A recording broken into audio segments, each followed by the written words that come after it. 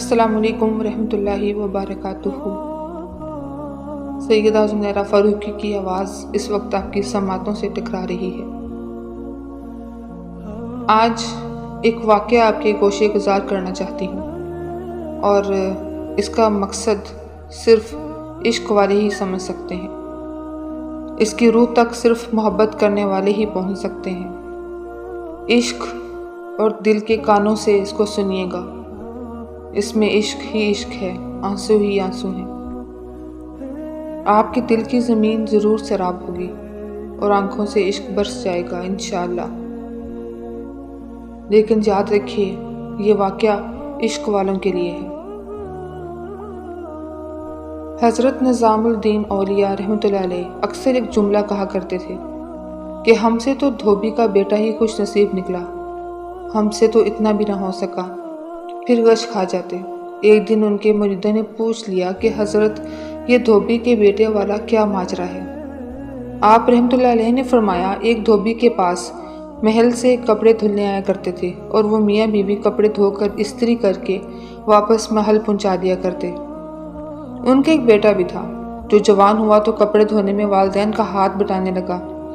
کپڑوں میں شہزادے کے کپڑے بھی آتے تھے، جن کو دھوتے دھوتے وہ شہزادی کے نادیدہ عشق میں مبتلا ہو گیا۔ محبت کے اس جذبے کے جاگ جانے کے بعد اس کے اطوار تبدیل ہو گئے۔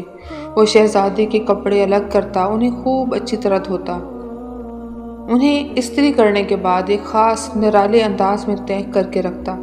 سلسلہ چلتا رہا۔ آخر والدہ نے اس تبدیلی کو نوٹ کیا اور دھوبی کے کان میں خسر پھسر کی کہ یہ تو لگتا ہے سارے خاندان کو مروائے گا، یہ تو شہزادی کے عشق میں مبتلا ہو گیا ہے۔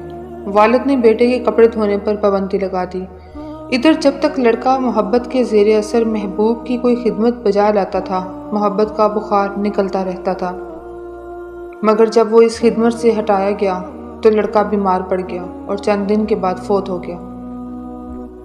جب کپڑوں کی دھلائی اور تہہ بندی کا انداز بدلا تو شہزادی نے دھوبن کو بلا بھیجا اور اس سے پوچھا کہ میرے کپڑے کون دھوتا ہے؟ دھوبن نے جواب دیا کہ شہزادی عالیہ، میں دھوتی ہوں۔ شہزادی نے کہا، پہلے کون دھوتا تھا؟ دھوبن نے کہا، میں ہی پہلے بھی دھوتی تھی۔ شہزادی نے اسے کہا کہ یہ کپڑا تہہ کرو۔ اب دھوبن سے ویسے تہہ نہیں ہوتا تھا۔ شہزادی نے اسے ڈانٹا کہ تم جھوٹ بولتی ہو، سچ سچ بتاؤ ورنہ سزا ملے گی۔ دھوبن کے سامنے کوئی دوسرا رستہ بھی نہیں تھا، کچھ دل بھی غم سے بھرا ہوا تھا۔ وہ زاروں قطار رونے لگ گئی اور سارا ماجرا شہزادی سے کہہ دیا۔ شہزادی یہ سب کچھ سن کر سناٹے میں آ گئی۔ پھر اس نے سواری تیار کرنے کا حکم دیا اور شاہی بگی میں سوار ہو کر پھولوں کا ٹوکرا بھر کر لائی اور مقتول محبت کی قبر پر سارے پھول چڑھا دیے۔ زندگی بھر اس کا یہ معمول رہا کہ وہ اس دھوبی کے بچے کی برسی پر اس کی قبر پر پھول چڑھانے ضرور آتی۔ یہ بات سنانے کے بعد حضرت کہتے، اگر ایک انسان سے بن دیکھے محبت ہو سکتی ہے تو بھلا اللہ سے بن دیکھے محبت کیوں نہیں ہو سکتی؟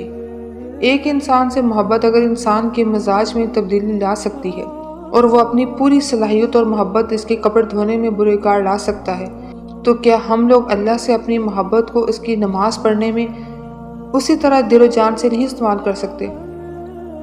مگر ہم تو بوجھ اتارنے کی کوشش کرتے ہیں۔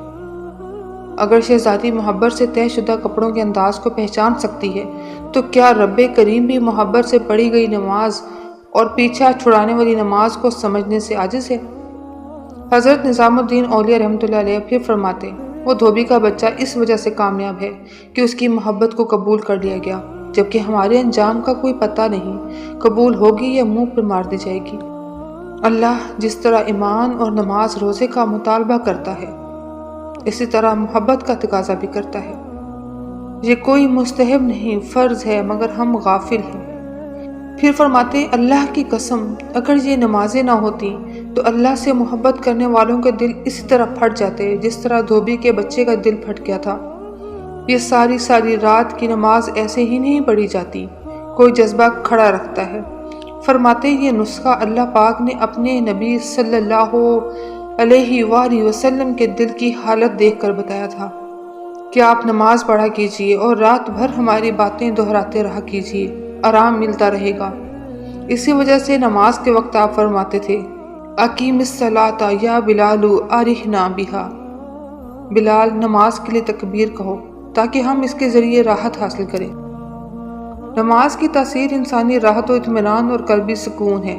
جو آدمی خلوص قلب کے ساتھ نماز پڑھتا ہے اسے ایک عجیب قسم کی راحت ملتی ہے اور اس کے دل و دماغ میں سکون و اطمینان کے خزانے بھر جاتے ہیں۔